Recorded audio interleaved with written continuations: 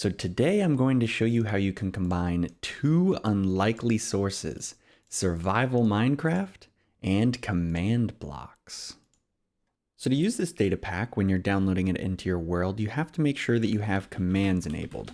Easy way to check is you just type /datapack enable, and if this isn't showing up red text for you, then you're allowed to use commands and this data pack will work. So the way this works is there is recipes. So we can get some ingredients here. And you'll notice in our recipe book, there is a recipe for command blocks. So let's just craft all of them up. So what this data pack allows us to do is we can shift and double right click and we can place command blocks. Now you need to be in creative mode to do this. So you'll notice that if I just just click once here, you can see my bar flashing, and that's because it's putting us in creative mode for a split second. It's trying to keep us in survival mode as much as possible. So it only puts us in long enough to place the block. The data pack also handles breaking, so if you're holding a command block, you can double left click to break a block. And if you select the wrong one to break, you can just move the cursor around and then click a second time. And of course, what good would a command block be unless you can actually get inside and access it? So if we just double right click on a command block while we are holding one of the creative items, we can put a command in here and hit done and it'll save it. You can see it says command set. If you're in survival mode, it will never save the command, even if you somehow manage to get into this little window. And in addition to putting in commands, we can also adjust it. So we can make this a chain command block so they both run at the same moment. So if we put a lever on here, look at that, they're glowing now. And when I need to change, I just hold a command block in my hand and double right click. You can actually hold some other items that we'll go over in a second here, but we'll just change this to 0 and then we can turn the glowing off. This of course works with repeating command blocks.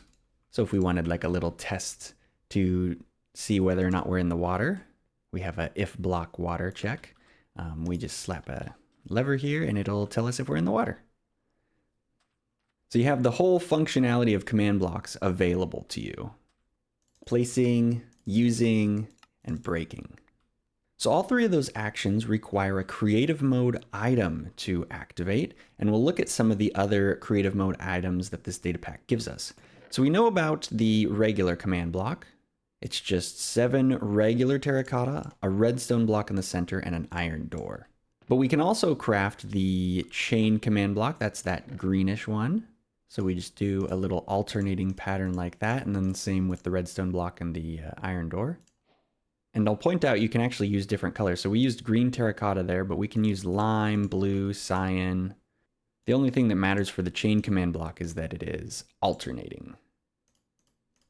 Ta-da! See, so we have the green ones in 3 spots and the blue ones, bluish purple ones in 4 spots. Repeating command block, as you can guess, is pretty simple. It's just 7 of the bluish color, so you could use light blue or whatever. And then we get the repeating one. So you can craft all of those versions. And this is a little bit irrelevant, but you can make it anyway. You can put a minecart and a command block together to get a command block minecart. I bet you didn't even know that was in the game. Okay, so there's more creative items. So the last 2 used for accessing the creative mode blocks is the structure and the jigsaw. So structure is pretty straightforward. You need obsidian, purpur, so it requires going to the end. It's a little bit of a bigger deal block. You put the obsidian in the corners and then you put the purpur blocks or the purpur pillars in the center, and you can make a structure block, and that'll let you save and load new structures. You can see there's like a bounding box you can build inside and save stuff with it.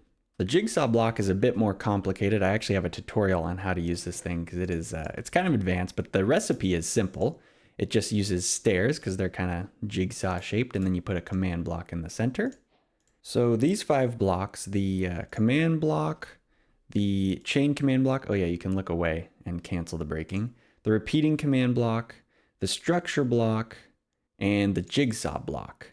You'll note that the minecart with the command block does not allow you to access the command block. So it's just these 5 core ones. And they all let you do like the double right clicking to get into the command block, or to get into the jigsaw block, or to get into the structure block, you know, anything. So, oh, you actually just got to see a bug ahead of time. So this is a problem with Minecraft itself. So if we just stick a torch in the background, you'll notice something interesting. So we place a command block. If I go in here, you'll notice the particles freeze, and that's because time freezes. But if I go into the structure block, the particles keep going. Time does not pause in a structure block. And so to allow you to be able to save stuff, you have to be in creative mode. And so that means you have to manually switch off of a creative item to go back into survival. So if you just double click on here, it will leave you in creative mode because there's no getting around the bug basically. So if you use a structure block like this, don't forget to cycle off of the creative item to get back into survival mode. So that's just a heads up. Structure blocks are weird. What can you do? So there's a few other creative mode blocks here. This is the structure void. It goes with the structure block. And this thing's super cheap to make. Basically, you just take anything that's empty, like a shell or a pot or a bowl. You just slap it in a crafting recipe, or a crafting table, I mean. Super easy. So it's very cheap. A lot of times it's mostly, it's kind of like a placeholder in structure blocks. So it doesn't need to be very expensive. But you do use it for the last two items. So this is the barrier block.